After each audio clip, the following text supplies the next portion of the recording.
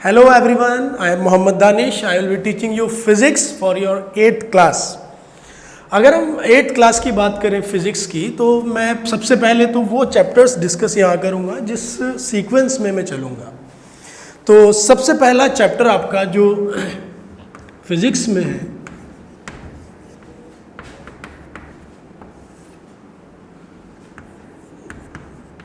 Force and pressure,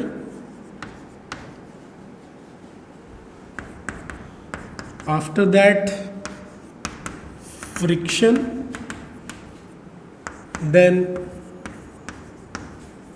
sound,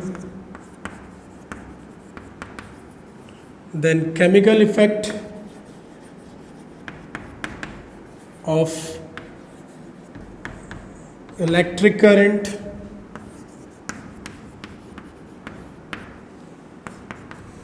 then light,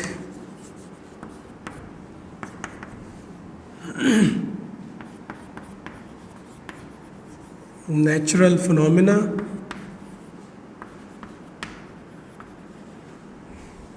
then stars and solar system। ये वो sequence है जिस सीक्वेंस में मैं आपको पढ़ाऊंगा।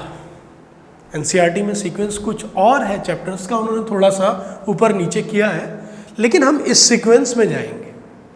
फिजिक्स में अगर हम देखें तो टोटल कितने चैप्टर हुए? 1 2 3 4 5 6 7।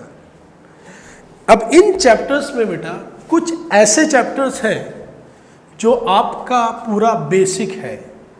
जैसे कि मैं बात करूं फोर्स की, तो ये फोर्स आप 9th क्लास में भी पढ़ोगे। अगर मैं बात करूं फ्रिक्शन की, तो फ्रिक्शन जितना ज़्यादा डिटेल में 8th क्लास में दे रखा है उतना 9th में नहीं दिया है, तो 9th में ये फ्रिक्शन भी होगा। साउंड ये भी आपका 9th में है। Chemical effect of electric current ये आपको 10th क्लास में जाकर के मिलेगा।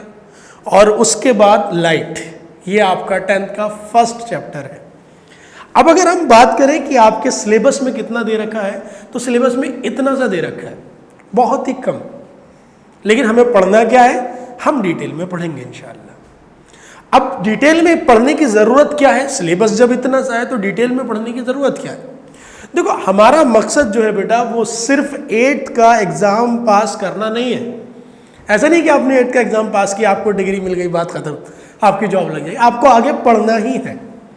तो आपको इस तरह से पढ़ना है कि जो आपके आगे आने वाले क्लासेस हैं उसमें आपको ये जो आपने 8th में पढ़ा है वो हेल्प करे।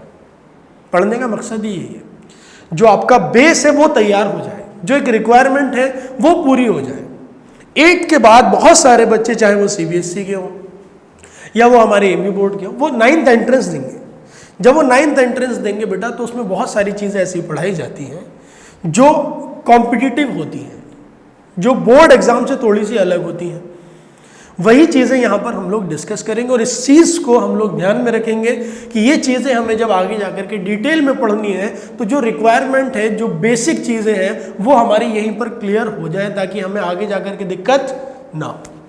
तो यहाँ पर अगर मैं इंपॉर्टेंट चैप्टर्स की बात करूँ बेटा, तो सम नेचुरल फिनोमिना और स्टार्स एंड सोलर सिस्टम को अगर मैं हटा दूँ तो सारे ही चैप्टर्स आपके इम्पॉर्टेंट हैं। अच्छा, इम्पॉर्टेंट ये भी हैं, लेकिन इनकी हमारी जो आगे जब हम 9th में जाते हैं तो ये चीज़ें हमें नहीं मिलेंगी। इस लिहाज से इसको अभी हम थोड़ा सा नीचे रखते हैं, लेकिन इम्पॉर्टेंट ये भी है। अगर मैं 9th एंट्रेंस की बात कर लूँ तो 9th एंट्रेंस में इससे सवाल आते हैं, उस लिहाज से इम्पॉर्टेंट है। लेकिन हाँ, अगर मैं 9th में पहुँच जाऊँ और 9th में मुझसे पूछा जाए कि इम्पॉर्टेंट चैप्टर कौन से हैं, तो वो बेटा ये है। इसको हम 1 by 1 डिटेल में पढ़ेंगे इंशाल्लाह। जब डेमो क्लास मेरी होगी, आपको मैं पहला चैप्टर पढ़ाऊंगा फिजिक्स, तो आपको अंदाज़ा हो जाएगा कि आपको किस लेवल का पढ़ाया जा रहा है और कैसे पढ़ाया जा रहा है। ठीक है, तो उम्मीद करते हैं कि आप लोग हमें डेमो क्लास में मिलेंगे इंशाल्लाह। मिलते हैं आपसे, बेस्ट ऑफ लक।